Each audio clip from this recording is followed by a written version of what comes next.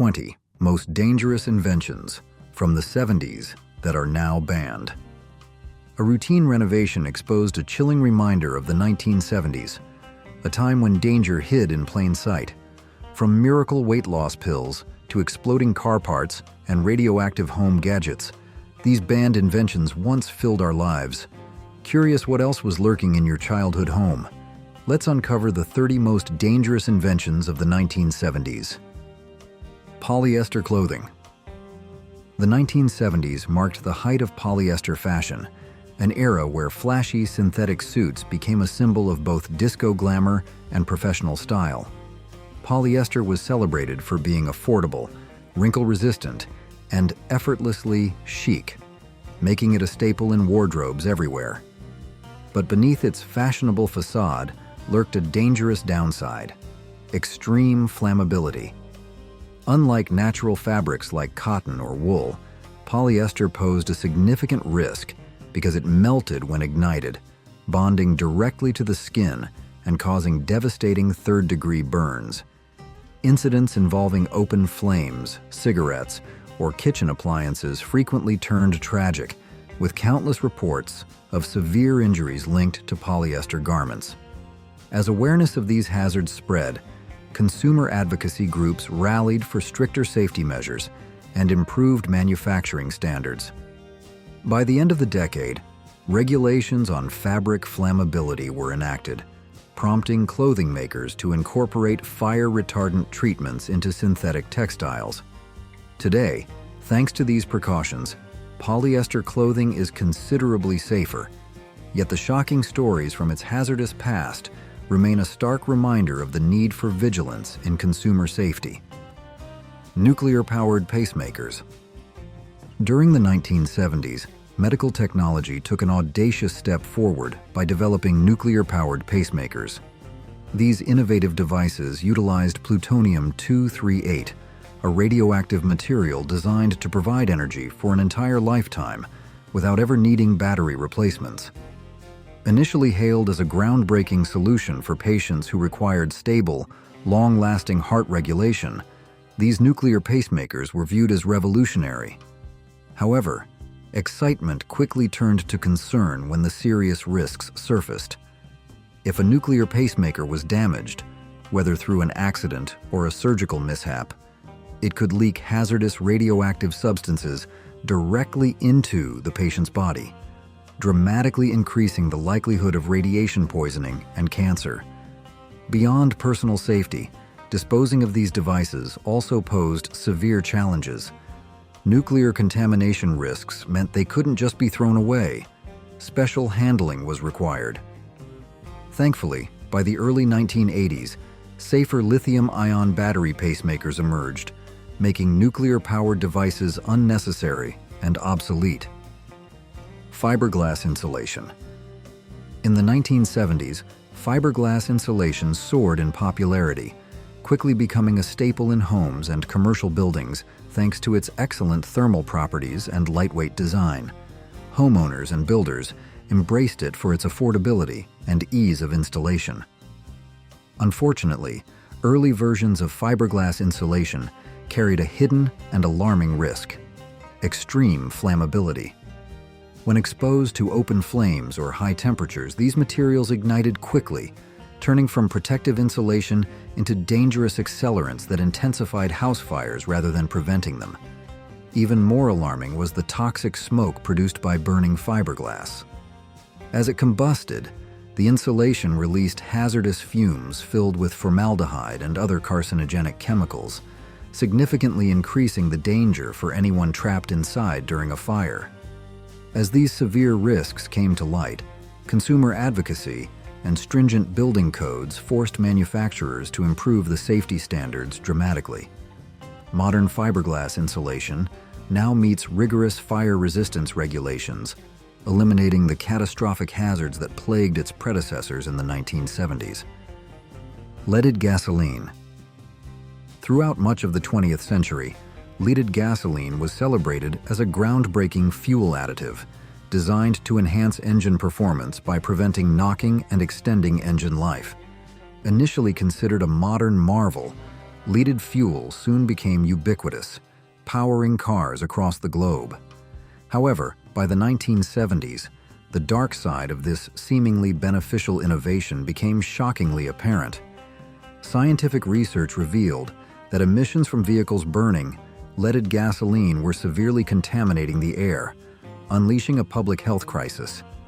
Studies uncovered disturbing connections between lead exposure and serious neurological damage, including reduced IQ levels, learning disabilities, and behavioral disorders, especially affecting children.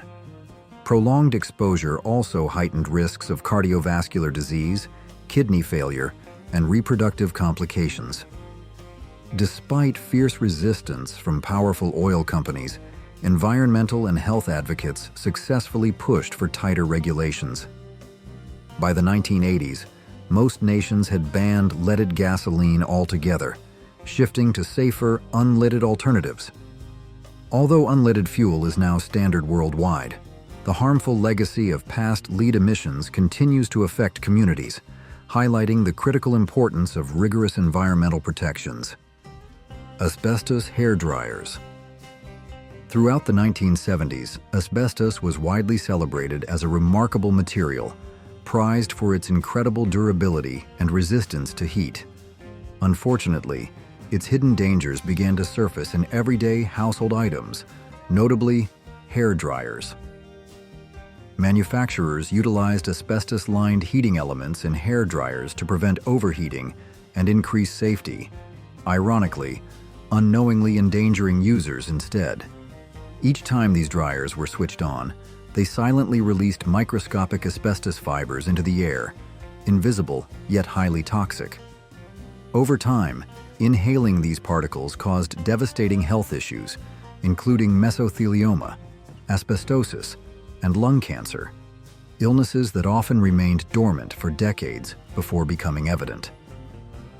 As scientific research increasingly revealed the severe health hazards linked to asbestos exposure, pressure from consumer advocacy groups and government regulators intensified. Eventually, by the late 1970s, the dangers of asbestos could no longer be ignored, leading to recalls and bans of asbestos-containing hair dryers. Safer alternatives with ceramic and metal heating elements replaced these dangerous devices, ensuring that hair care no longer risked deadly health consequences. Did you or someone you know ever use any of these dangerous 1970s inventions? What was the experience like? Aluminum beverage cans. In the 1970s, beverage companies eagerly shifted from heavy steel to lightweight aluminum cans, a move aimed at cutting production costs and enhancing convenience. Consumers quickly embraced these new, easy-to-handle containers, but the early versions harbored a serious flaw. Structural weakness combined with high carbonation pressures made them susceptible to sudden, explosive ruptures. Manufacturers initially underestimated the amount of internal pressure aluminum could safely handle, resulting in spontaneous bursting incidents. These dangerous explosions didn't just cause a messy inconvenience, they led to serious injuries, including deep cuts, lacerations, and even eye trauma. Shoppers were startled as supermarket shelves occasionally became hazardous zones, with cans unpredictably exploding, sending sharp aluminum fragments flying through the air. As public outcry grew louder and injury reports increased, beverage companies swiftly adjusted their manufacturing processes. They improved aluminum can designs by increasing their thickness and enhancing pressure tolerance, significantly reducing the explosion risk. Today's aluminum beverage cans remain safe and reliable, thanks to these critical adjustments made following the hazardous lessons learned from their explosive debut in the 1970s. Thermite-based flares. In the 1970s, thermite-based flares became popular as emergency signals to alert passing drivers to stranded vehicles along roadsides. Praised initially for their extremely bright and highly visible glow, these flares were intended to prevent accidents and ensure safety. However, these seemingly helpful devices posed a serious hidden danger. They burned at temperatures exceeding 4,000 degrees Fahrenheit, 2,200 degrees Celsius. At such extreme heat, thermite flares could melt metal, ignite gasoline spills, and quickly escalate minor roadside mishaps into catastrophic fires. Another alarming issue was their resistance to water. Once ignited, thermite flames could not be extinguished with conventional methods, leaving accidents uncontrollable and incredibly dangerous. The risk of severe burns from handling these scorching hot flares incorrectly also added to the hazards. Increasing reports of accidents and vehicle fires caused by misused or misplaced thermite flares raised widespread concern among safety advocates and the public. Eventually, these dangerous emergency signals were phased out, replaced by safer and more reliable LED lights and electronic distress beacons that don't carry the risks of fire and injury associated with thermite. Radium watches. Throughout much of the early and mid-20th century, radium-infused watches became incredibly popular for their glowing dials, providing users with a convenient way to tell time even in total darkness. These luminous watches contained radium-226, a radioactive material capable of emitting a continuous, soft glow without any external energy source. However, beneath the convenience lurked a devastating risk, especially for those involved in their manufacture. Factory workers, predominantly young women known later as the Radium Girls, painted watch dials by hand. To achieve precise detail, they were instructed to lick their brushes to a fine point, unknowingly ingesting small amounts of radium. Tragically, repeated exposure led to severe radiation poisoning, causing horrific illnesses like jaw necrosis, severe anemia, and aggressive cancers. As news of these tragic health consequences spread, public outrage led to significant safety reforms. By the 1970s, radium was banned from watches, replaced by safer, non-radioactive phosphorescent materials. Lawn darts. Unlike today's safer plastic-tipped darts designed for children's outdoor fun, the adult version of lawn darts in the 1970s was anything but harmless. These darts were large, heavy, and featured sharp steel tips, turning a casual backyard game into a potentially deadly activity. Initially marketed as recreational entertainment, lawn darts soon became infamous for their alarming and gruesome accidents. Particularly hazardous at social gatherings, where impaired judgment due to alcohol often played a role, these heavy projectiles led to numerous devastating injuries. Emergency rooms frequently treated victims with serious wounds, including skull punctures, brain trauma, and tragically, fatalities caused by errant throws or accidental mishandling. Public outrage intensified as the injuries mounted, eventually prompting widespread safety concerns and strong regulatory actions. By the early 1980s, following multiple tragic incidents and persistent advocacy from consumer safety groups, lawn darts were banned entirely in many countries. Today, the only available versions are significantly modified with blunt, safer tips, ensuring backyard fun no longer carries the grim risks of its dangerous predecessor. Polychlorinated biphenyls, PCBs. In the mid-20th century, polychlorinated biphenyls, commonly known as PCBs, emerged as a seemingly miraculous solution for preventing fires. Widely used as flame retardants in furniture, electrical equipment, and building insulation, PCBs were praised for their ability to withstand high temperatures and reduce the risk of fires dramatically. However, as time passed, scientific research unveiled a disturbing reality. PCBs were found to be incredibly toxic, posing severe health risks such as cancer, liver damage, reproductive complications, and immune system dysfunction. Even more troubling was their persistence in the environment. These harmful chemicals easily seeped into the air, water, and food supply, unknowingly exposing countless individuals to their toxic effects through breathing or skin absorption. The realization sparked significant public concern, prompting stringent regulations and, ultimately, a complete ban on PCBs in 1979 under the U.S. Toxic Substances Control Act. Despite the ban, Their resilience in the environment means residues remain in older structures today, continuing to present health hazards long after their use was officially discontinued. Do you think today's technology will be banned in the future for being unsafe? What's your guess? Candy cigarettes. During the 1970s, candy cigarettes were widely popular among children, designed to closely mimic real cigarettes. These treats came as sugary sticks, bubble gum, or chocolate wrapped in paper resembling genuine cigarette packaging. Some brands even cleverly emitted small puffs of powdered sugar or cornstarch, adding to their realistic appearance. Initially viewed as playful and innocent, these candies soon faced harsh criticism for subtly promoting smoking and glamorizing tobacco use among young people. Researchers raised alarms, pointing to studies indicating children who regularly enjoyed candy cigarettes were significantly more likely to smoke actual cigarettes later in life.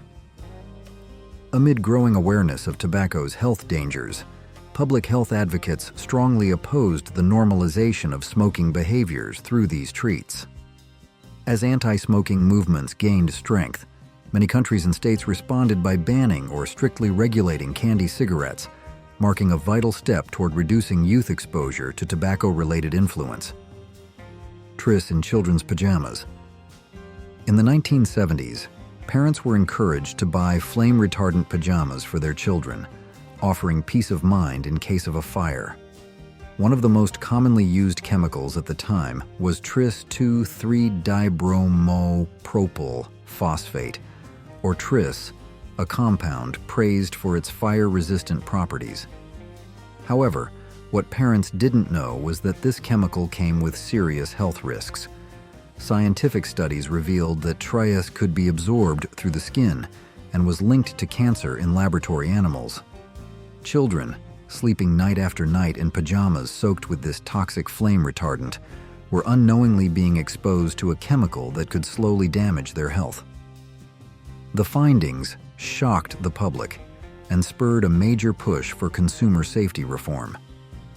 In 1977, the U.S. Consumer Product Safety Commission took decisive action and banned Tris from use in children's sleepwear. The incident led to increased scrutiny of chemicals in fabrics and remains a powerful example of how something designed to protect can sometimes do more harm than good. Thalidomide.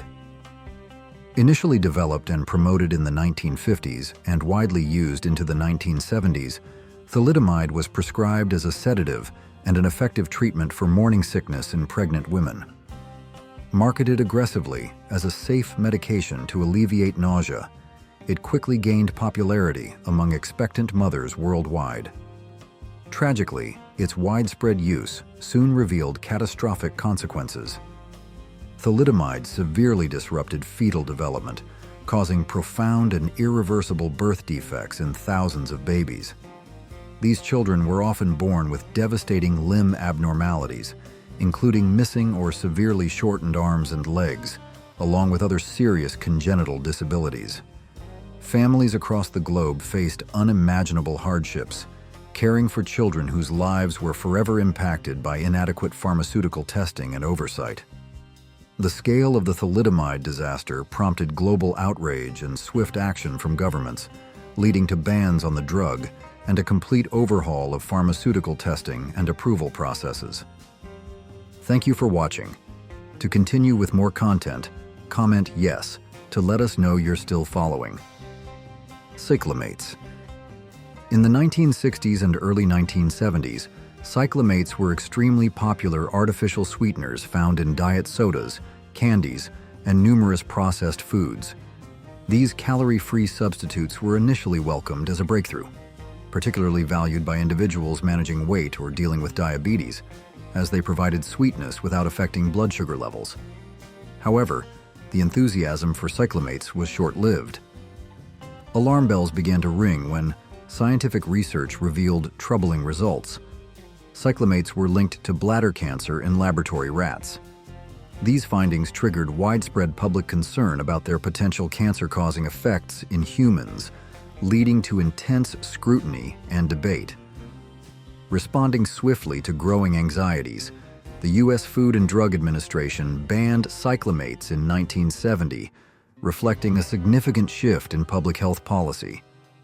The controversy surrounding cyclamates not only resulted in stricter safety regulations for artificial sweeteners, but also encouraged food manufacturers to explore safer alternatives such as aspartame and saccharine. Despite ongoing discussions and differing international policies, cyclamates remain banned in the United States to this day, symbolizing a cautious approach toward artificial sweeteners and food safety. DDT, Dichlorodiphenyltrichloroethane. In the 1970s, DDT was celebrated as an extraordinary breakthrough in pest control, widely used in agriculture and public health to combat devastating crop pests and deadly mosquito-borne diseases such as malaria. Initially considered a miraculous chemical weapon in the battle against insects, its widespread adoption seemed promising. However, the optimism quickly faded as alarming environmental consequences surfaced. Scientific research began to reveal DDT's disastrous ecological effects. It accumulated rapidly within the food chain, poisoning wildlife from insects to birds and fish. Notably, species like the iconic bald eagle faced dramatic population declines because DDT weakened eggshells, preventing successful reproduction. Additionally, long-term human exposure raised significant health concerns, linking DDT to serious illnesses like cancer, liver problems, and reproductive disorders. Public outrage intensified, driven in large part by Rachel Carson's influential book, Silent Spring, prompting an urgent reassessment. By 1972, the United States banned DDT, setting a crucial environmental precedent. Although still used sparingly in certain countries for disease control, DDT's damaging legacy remains a powerful reminder of the importance of careful chemical management and environmental stewardship. Chlorofluorocarbons, CFCs. In the 1970s, chlorofluorocarbons, commonly known as CFCs, were hailed as a technological marvel. These chemicals were widely used in aerosol sprays, air conditioners, refrigerators, and foam insulation products, valued for their chemical stability and cooling efficiency. For years, they seemed like a perfect solution for modern living. However, scientists eventually uncovered a startling truth. When released into the atmosphere, CFCs rose into the stratosphere where they broke down ozone molecules, severely damaging Earth's protective ozone layer. This invisible shield protects life on Earth from harmful ultraviolet, UV rays, and its deterioration led to rising cases of skin cancer, cataracts, and disrupted ecosystems. The most dramatic evidence of this crisis came with the discovery of a massive ozone hole over Antarctica. Public concern and scientific urgency led to international cooperation and the creation of the 1987 Montreal Protocol, a groundbreaking agreement that successfully phased out CFC production worldwide. Although CFCs are now banned in most countries, their lingering effects remain, and global efforts continue to restore the ozone layer and prevent future environmental harm. Mercury thermometers. In the 1970s, mercury thermometers were a common fixture in nearly every household, used routinely to check for fevers and monitor body temperature. Their slender glass design and high accuracy made them a trusted medical tool. But hidden within that simple device was a toxic threat: liquid mercury. If a thermometer cracked or shattered, the mercury inside could escape and evaporate into a dangerous vapor.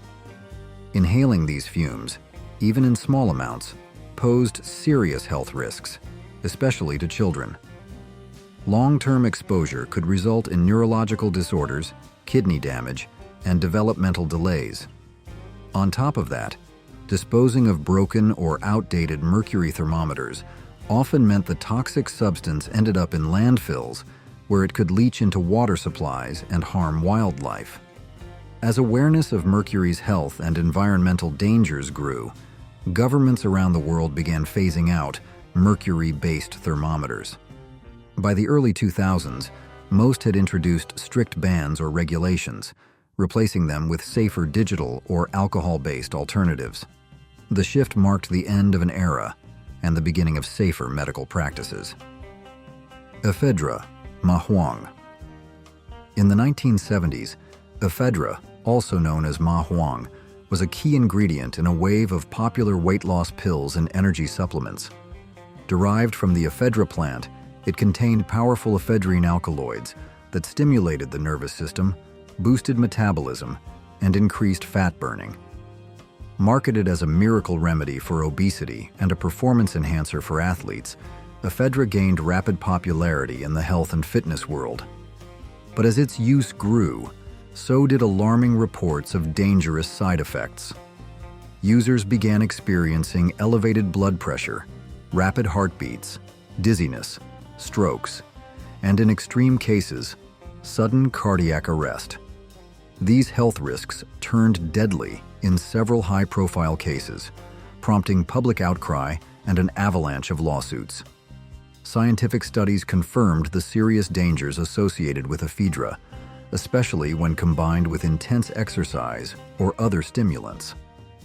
In response, the U.S. Food and Drug Administration officially banned ephedra in 2004, marking one of the rare times a dietary supplement was completely outlawed due to health hazards. Today, ephedra stands as a cautionary tale in the world of unregulated supplements. Chrysler Turbine Car. The Chrysler Turbine Car emerged in the 1970s as an impressive automotive innovation, captivating the public with its futuristic appeal and distinctive engineering. This car didn't run on ordinary gasoline. Instead, it was capable of operating on jet fuel, diesel, or even alcohol. Its gas turbine engine featured fewer moving components than traditional engines, promising reduced maintenance and emitting a unique futuristic sound that fascinated car enthusiasts. Despite this innovation, the turbine car had serious drawbacks. Its exhaust generated extreme heat, sometimes reaching temperatures high enough to melt or ignite nearby objects, posing a severe fire hazard. Additionally, this turbine-powered vehicle emitted dangerously high levels of pollutants, raising significant environmental concerns at a time when air quality became increasingly important. Another major issue was the car's sluggish acceleration and disappointing fuel economy, rendering it impractical for regular drivers. Chrysler produced only 50 prototypes, most of which were destroyed to protect proprietary technology. Although the Chrysler Turbine Car remains a captivating piece of automotive history, its numerous environmental and safety challenges eventually caused its disappearance from the market. X-ray shoe fitting machine. One of the most peculiar inventions of the mid-20th century was the X-ray shoe fitting machine, which became a staple in thousands of shoe stores during the 1950s and 1960s. Originally promoted as a cutting-edge technology guaranteeing the perfect shoe fit, customers, including many children, would enthusiastically place their feet into the device, exposing them directly to radiation. Instantly, a live skeletal image appeared, providing a unique and seemingly futuristic way to judge the fit. Unfortunately, the excitement quickly turned into concern. Repeated and prolonged exposure to these X-rays carried severe health risks, increasing the chances of skin damage, cancer, and genetic mutations. As medical awareness grew, public anxiety and lawsuits soon followed, eventually forcing these machines to be banned by the late 1950s in the United States. By the 1970s, stringent regulations were in place to prevent such uncontrolled radiation exposure in everyday settings. The X-ray shoe fitting machine remains a fascinating yet cautionary tale, illustrating how unchecked innovation can sometimes lead to serious public health hazards. 20 things that make a 1980s summer. Remember when summer meant scraped knees, cardboard dance floors, and ice-cold drinks from the hose. In today's video, we're diving back into the wild, wonderful world of 1980s summer breaks. The kind of fun that would raise eyebrows today. Get ready to relive the freedom, the chaos, and the unforgettable magic of childhood summers gone by.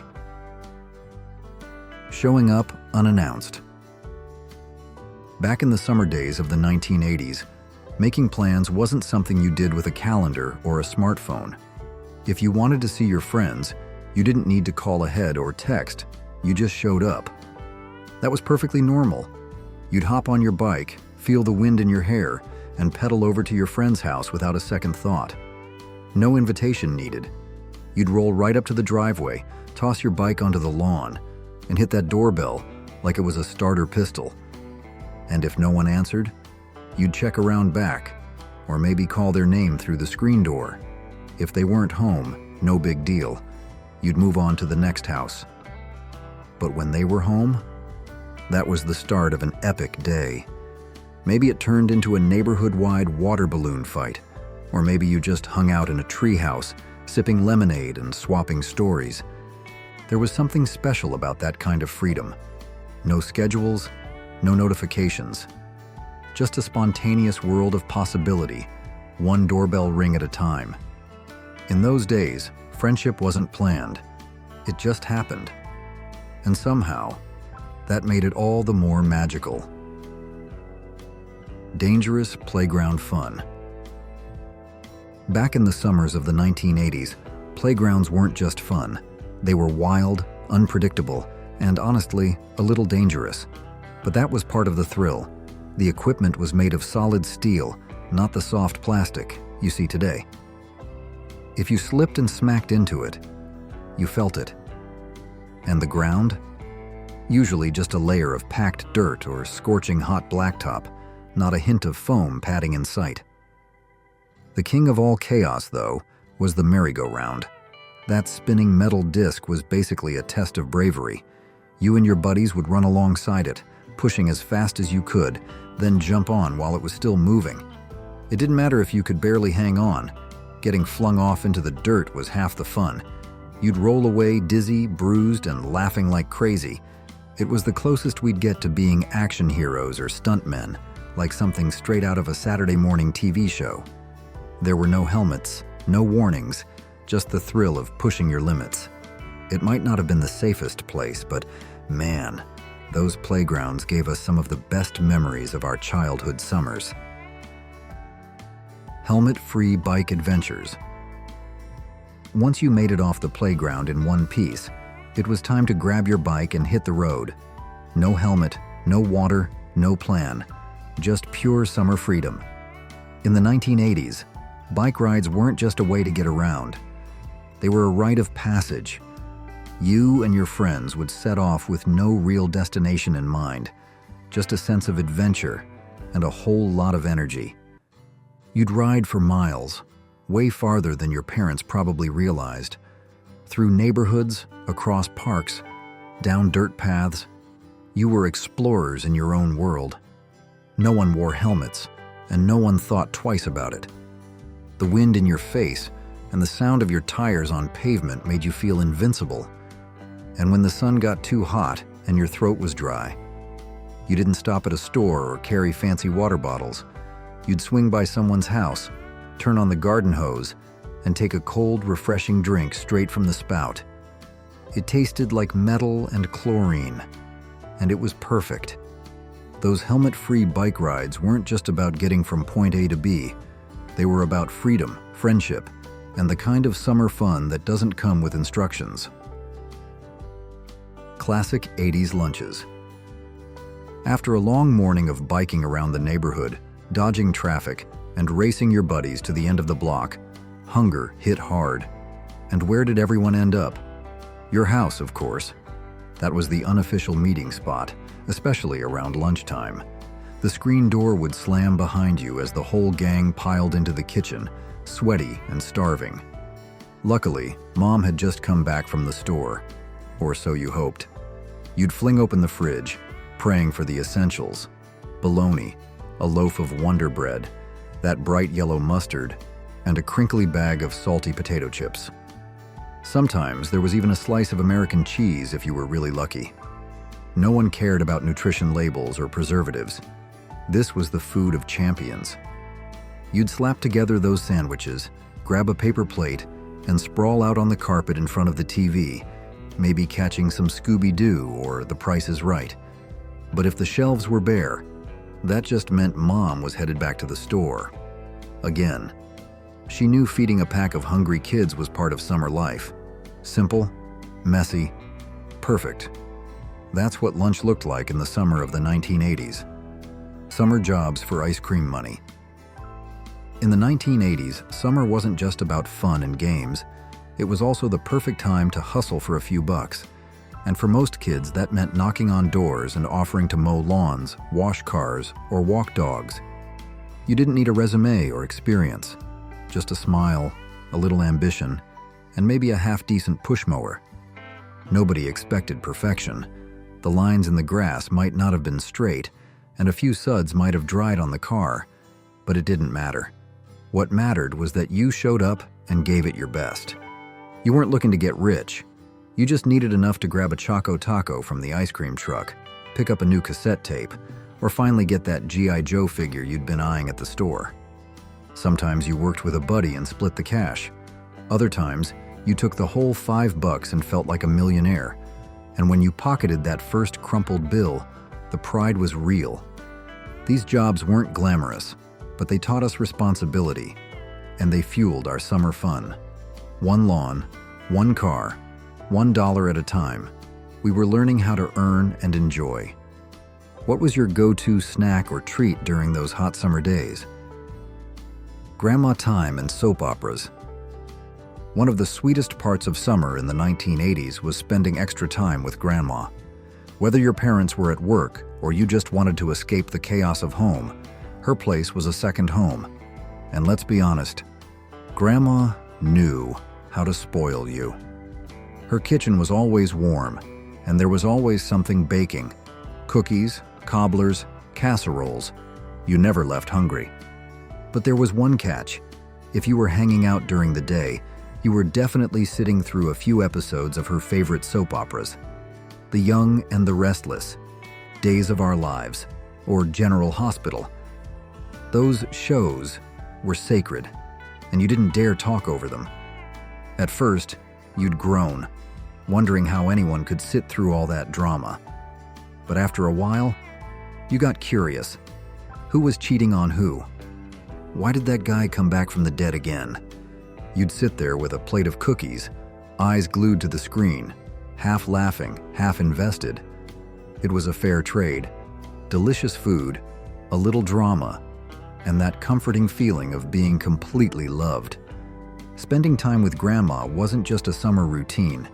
It was a tradition, full of heart, stories, and a few unexpected cliffhangers. Family vacations and jazzercise. Summers in the 1980s always came with one big promise: family vacation. It didn't have to be anything fancy.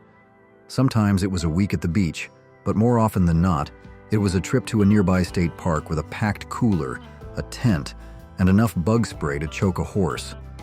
You'd sleep in sleeping bags, roast marshmallows over the fire, and fight over who got to sit by the window during the drive. It was simple, and it was perfect. But before you ever hit the road, there was the pre-vacation ritual happening right in the living room. Mom doing jazzercise, decked out in neon leggings, a sweatband, and that unmistakable 80s energy. She'd be in front of the TV, following along with those high-energy workout tapes.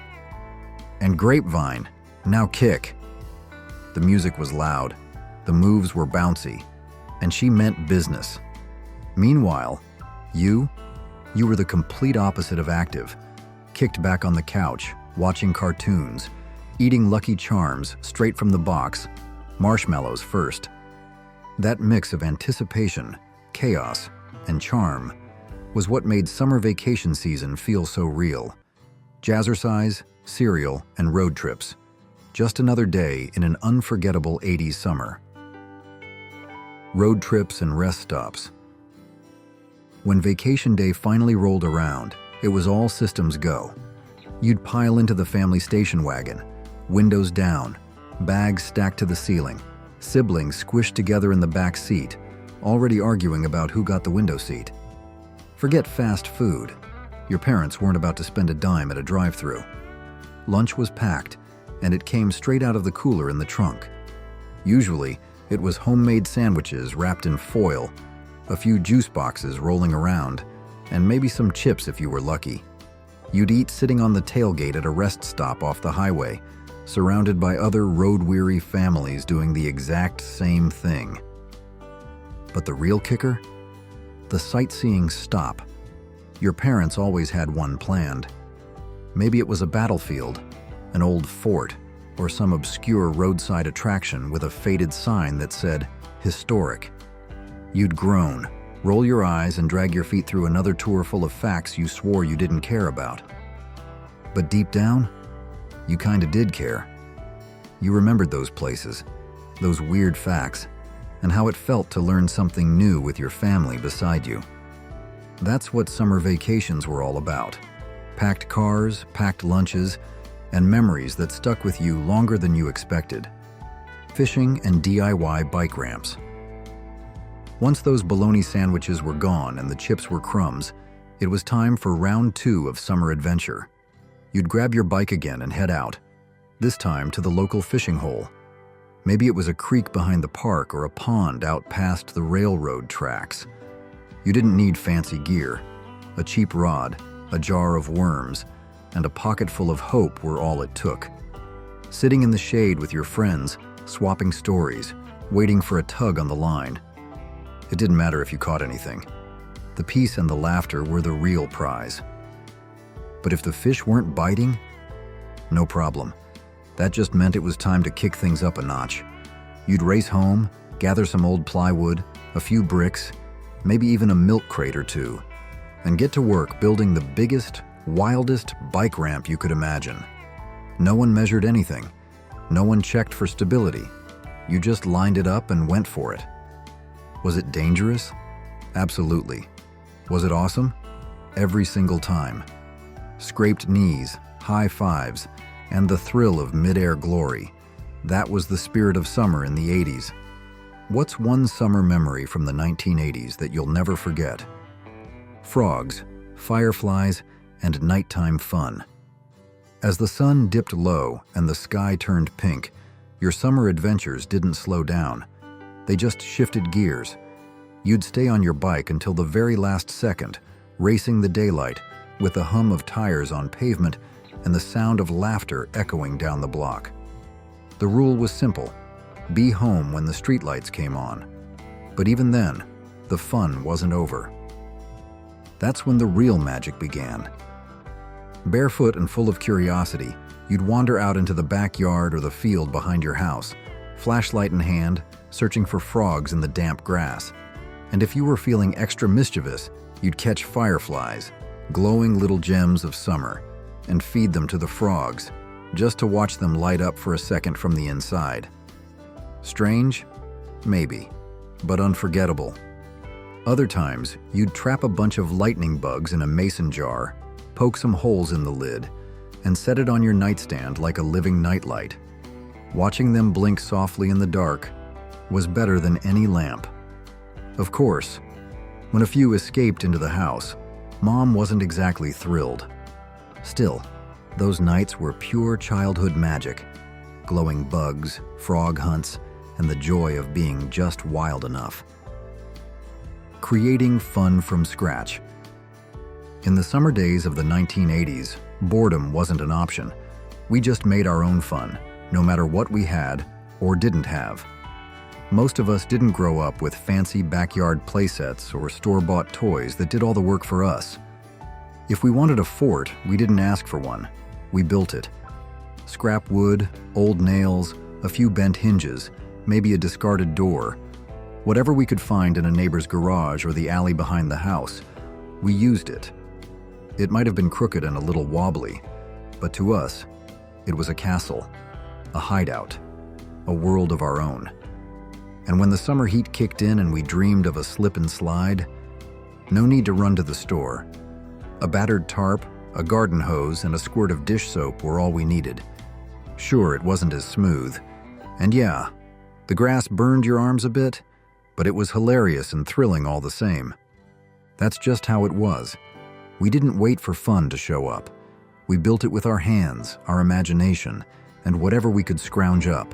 And honestly, that kind of fun stuck with us the longest. Summer reading and Pizza Hut. When you weren't off on a family road trip, you were back in the neighborhood hoping your friends hadn't skipped town. But if they were gone, no problem. You had a backup plan. The local library. In the 80s, libraries weren't just quiet places with dusty books. They were your ticket to free food and sweet victory, thanks to the legendary summer reading programs. You'd sign up, get your little booklet, and start checking off titles. Each book you read earned you a stamp or sticker, and once you filled that card, jackpot. You'd march into Pizza Hut, hand over that prize like it was solid gold, and they'd bring out a hot, cheesy, personal pan pizza just for you. No sharing. No splitting slices with your siblings. This one was yours, earned with every page you turned. And let's not forget the red plastic cups, the smell of that deep dish crust, and maybe even a Pac-Man arcade machine humming in the background. Sure, you might have skimmed a few chapters here and there, but it didn't matter. You were reading, you were winning, and you were eating like royalty. That pizza wasn't just a prize, it was the taste of summer accomplishment.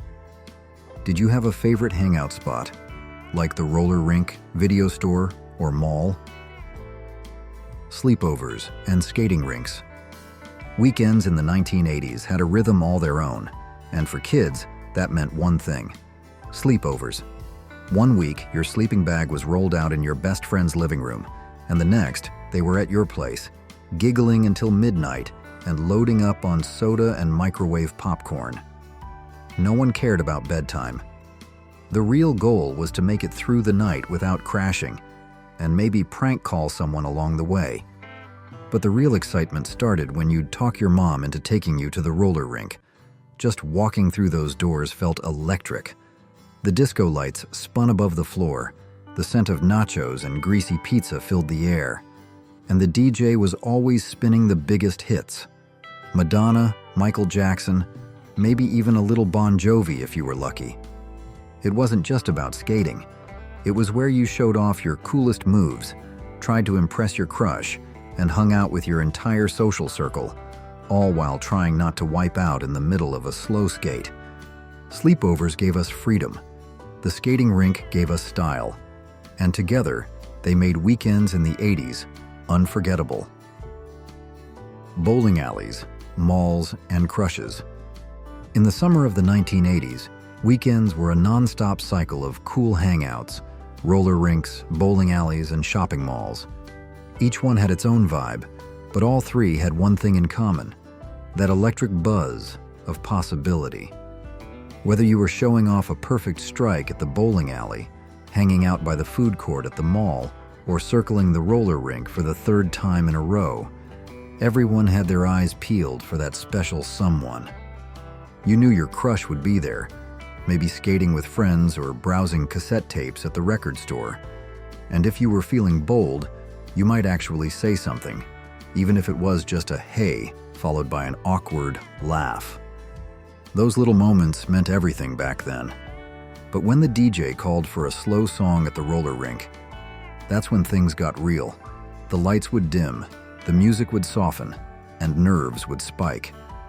Most of us suddenly remembered we needed to get water or check our laces. The rink would empty out except for the brave few, hand in hand, skating in slow motion under the disco ball.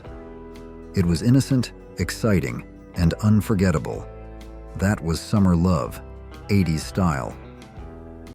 Breakdancing and driveway moves. Back in the 1980s, breakdancing wasn't just a trend, it was a full-blown movement. It swept through neighborhoods like wildfire, and suddenly, every kid on the block was a wannabe b-boy or b-girl.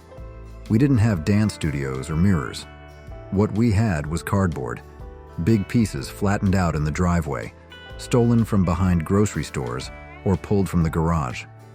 That became our dance floor.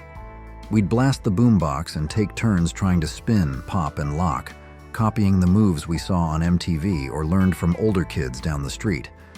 Even if you couldn't bust a real headspin, you'd still give the moonwalk a try or practice the wave with your arms until you looked half decent. It didn't matter if you were good. What mattered was that you tried and that you had fun doing it. And when the heat got too much and your shirt was soaked with sweat, that's when the backyard sprinkler became your best friend. You'd run full speed through the icy spray, laughing, slipping, and screaming like it was the best water park in town. Dancing, laughing, cooling off, it was summer at its absolute best, right there in the driveway. The art of the mixtape.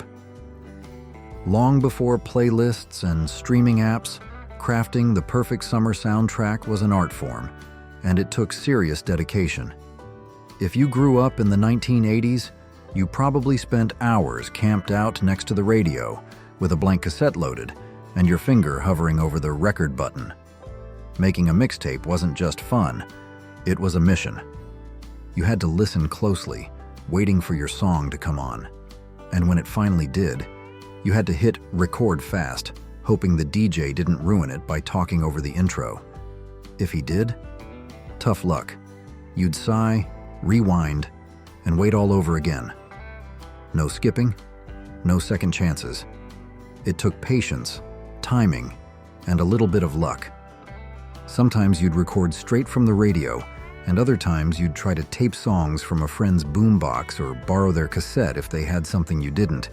And when you finally had that tape filled with your favorite tracks, maybe a little Madonna, some Prince, or a bit of Run DMC, it felt like a treasure. That mixtape wasn't just music. It was your summer story, captured in beats and static. And the best part?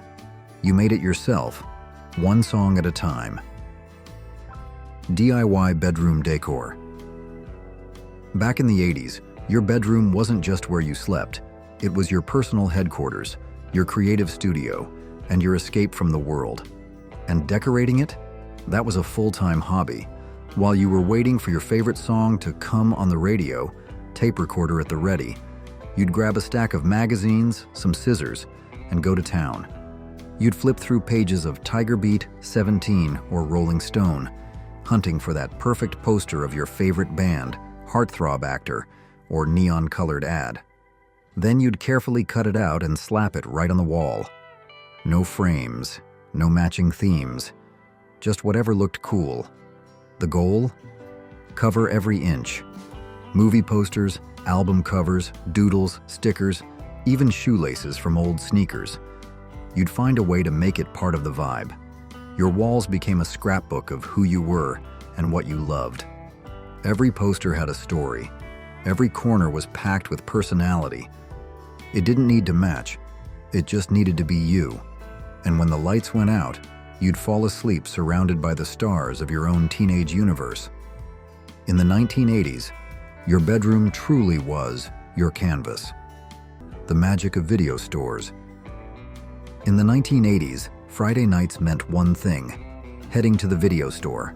It was a ritual, a thrill, and a family outing all wrapped into one. You'd walk through those glass doors, greeted by that familiar scent of popcorn, plastic cases, and worn carpet. The walls were lined with shelves stacked with VHS tapes, each one promising a night of action, laughs, or scares. You hoped to snag the latest blockbuster, the one everyone at school was talking about. But if all the copies were already rented, and let's be honest, they usually were, you'd wander the aisles for what felt like forever, judging every movie by its cover art. No streaming, no previews, just instinct and maybe a little advice from the clerk behind the counter. Sometimes you struck gold, sometimes you ended up with a total dud, but somehow, even the bad picks were part of the fun. If you had friends sleeping over, you always made a beeline for the horror section. Titles like Friday the 13th or Poltergeist were guaranteed to keep you up all night. Blankets over your head, snacks by your side, and hearts pounding. That's what made video store nights pure magic. Puffy paint and mud pies. Summer in the 80s was a time for creativity. The messier, the better. There were no rules, no YouTube tutorials, and definitely no Pinterest boards. Just pure imagination and whatever supplies you could get your hands on. Puffy paint was huge. It came in every neon color imaginable, and kids, especially girls, went wild decorating jean jackets, backpacks, and even their sneakers. Hearts, names, zigzags. You'd layer it on thick and wait days for it to dry. And once it did, you strutted around like you were wearing a designer original. Not to be left out, the boys were busy customizing their denim too, except instead of glitter, they stitched on rock band patches with crooked little seams. Iron Maiden, Van Halen, maybe even a skull or two. It wasn't perfect, but it was cool. And for the younger crowd, or just the wildly imaginative, there were mud pies. You'd dig up the backyard, mix dirt and hose water into a glorious mess, and pretend you were a world-class chef, sprinkled with leaves and topped with pebbles. It was disgusting, and we loved it. Silly? Absolutely. But that was the beauty of it. Summer was for trying things, making messes, and doing whatever weird idea popped into your head. The end of summer. Just like that, the long, carefree days of summer started winding down. The nights got a little cooler, the fireflies came out earlier, and the sound of crickets seemed a little more final. You could feel it coming, even if you didn't want to admit it. School was just around the corner. Nobody was exactly excited about going back. Trading in bike rides and backyard adventures for early mornings and homework? No thanks. But there was one silver lining. Back-to-school shopping. It was the unofficial last event of the summer, and it actually made the transition a little sweeter. You'd head to the mall or department store with your parents and pick out fresh notebooks, perfectly sharpened pencils, and a brand new Trapper Keeper. You tried on shoes, ones that felt a little too stiff, and maybe got a cool graphic tee or pair of jeans you couldn't wait to show off. It was a fresh start, even if it meant the end of freedom. You'd line up your new supplies on your desk that night, half dreading, half excited. And just like that, the magic of summer faded into memory until next year. But those memories, they stayed with you year after year. Which of these banned inventions shocked you the most? Let us know in the comments. If you enjoyed this trip back to the risky side of the 1970s, check out more videos in our series. Don't forget to like, subscribe, and share Who Remembers. With a fellow nostalgia lover, thanks so much for watching.